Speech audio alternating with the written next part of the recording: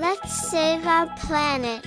We humans live on Earth, the only planet we know of with life.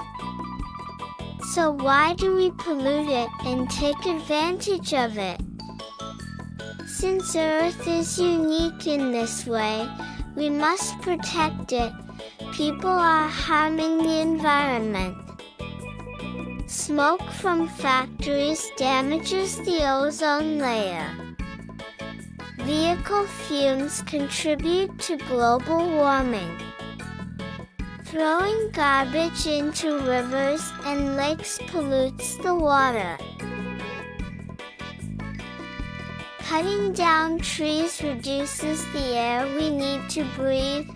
Why are we so hard on nature? We need to act in an environmentally friendly way. We must learn to protect our environment and save our planet.